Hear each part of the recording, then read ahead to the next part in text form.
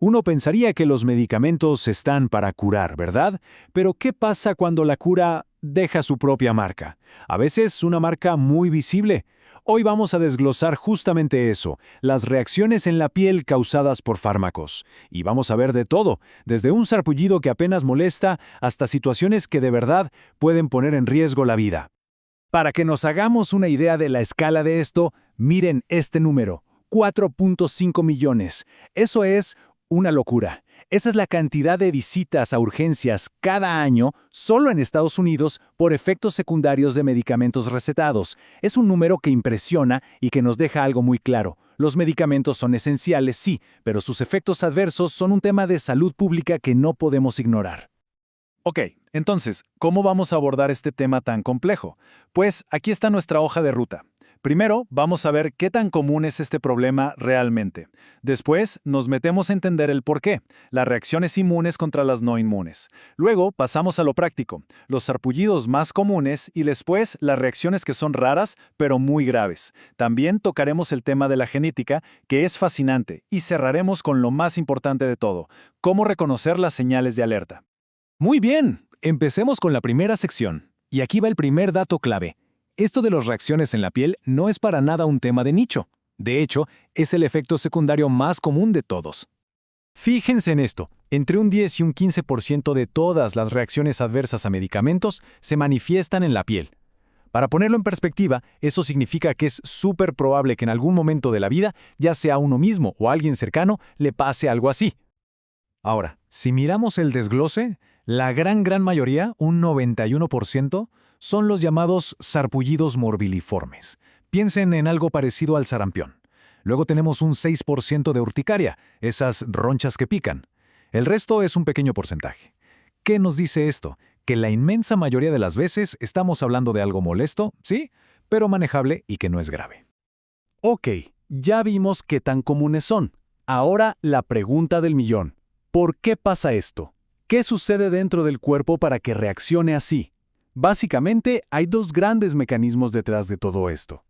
Por un lado, tenemos lo que se llaman reacciones no inmunes. Estas son, digamos, predecibles, dependen de la dosis y son como un efecto secundario directo del fármaco.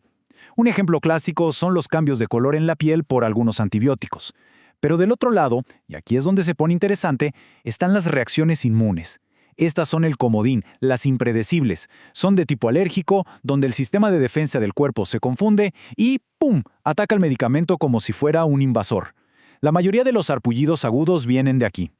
Y bueno, dentro de ese mundo de las reacciones inmunes, nos vamos a enfocar en dos tipos principales. Las de tipo 1, que son las inmediatas, las rápidas. Aquí los protagonistas son los anticuerpos IgG y el resultado suele ser la urticaria. Pero luego están las de tipo 4, que son más lentas, retardadas. Estas son dirigidas por otro tipo de soldados, las células T, y estas son las responsables tanto del sarpullido más común como de las reacciones más severas de las que hablaremos más adelante. Perfecto. Ya entendimos la teoría. Ahora vamos a lo práctico. ¿Cómo se ven estas reacciones en el día a día? ¿Cuáles son esos sarpullidos comunes que casi todo el mundo ha visto o de los que ha oído hablar? Bueno, como ya adelantamos, el rey de los sarpullidos es el morbiliforme. Son esas manchitas y bultitos rojos que típicamente arrancan en el tronco y se van expandiendo de forma simétrica. El segundo en la lista es la urticaria, las famosas ronchas que pican un montón y aparecen y desaparecen. ¿Y quiénes son los sospechosos habituales? Pues muy a menudo son los antibióticos, como las penicilinas, los antiinflamatorios y un medicamento para la gota llamado alopurinol. Y aquí viene una parte importante y la verdad bastante tranquilizadora. La inmensa mayoría de estos sarpullidos son benignos, o sea, no son peligrosos. De hecho, a veces el sarpullido puede hasta desaparecer solito aunque se siga tomando el medicamento. Claro, siempre hay que consultar con el médico, pero es bueno saber que no siempre es una señal de alarma. Pero, ¿qué pasa cuando un sarpullido sí es más que un simple sarpullido? Esta es la pregunta clave. Porque hasta ahora todo ha sido sobre lo común, lo manejable. Pero ahora tenemos que cambiar el chip y hablar de esas situaciones, que aunque son raras, son una verdadera emergencia.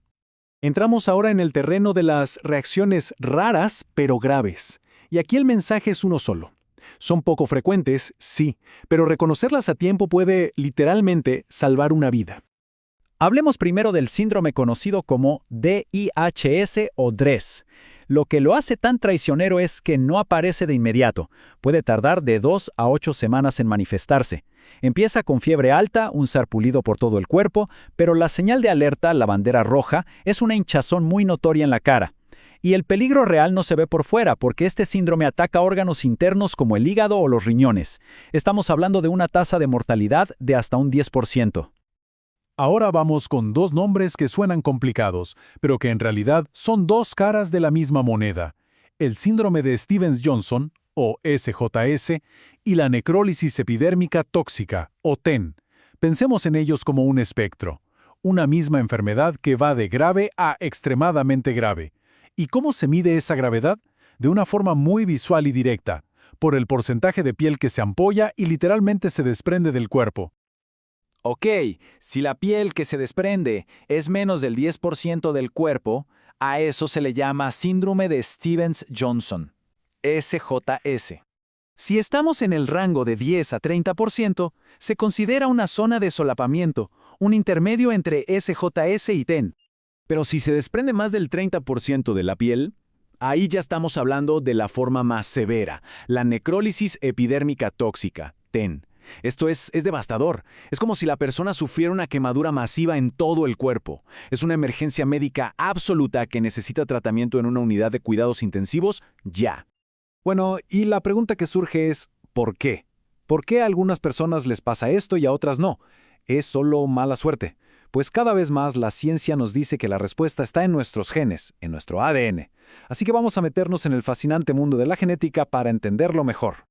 Resulta que hay un vínculo muy fuerte entre ciertas variantes de unos genes llamados HLA y estas reacciones graves.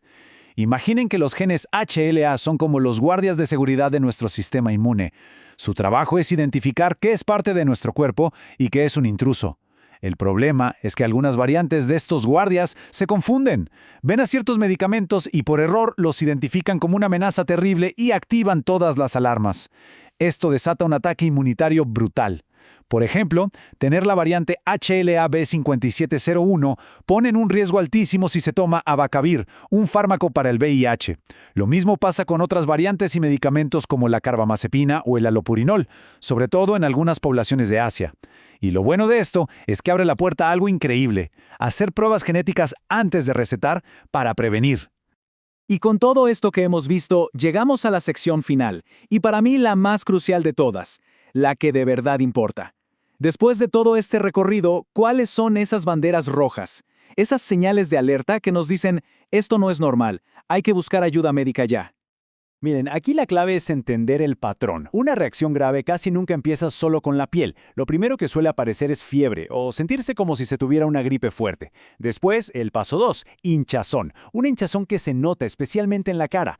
Paso 3, si empiezan a aparecer ampollas o la piel se empieza a desprender, a pelar, eso es una señal de alarma mayor. Y el paso 4 y definitivo, si aparecen llagas dolorosas en las mucosas, como dentro de la boca, en los ojos, ya no hay duda. Eso no es un sarpullido común, es una emergencia. Y bueno, cerramos con una reflexión final, una pregunta que mira hacia el futuro. Ya vimos que la genética nos puede dar pistas, puede predecir el riesgo. La farmacogenómica, que es esta ciencia que estudia cómo nuestros genes responden a los fármacos, está avanzando a pasos agigantados. Entonces, la pregunta es, ¿llegará el día en que, antes de recibir una receta, un simple análisis de nuestro código genético pueda hacer que estas reacciones graves sean simplemente cosa del pasado? El potencial está ahí, es real. Quizás la pregunta ya no es si se podrá, sino cuándo será una realidad para todos.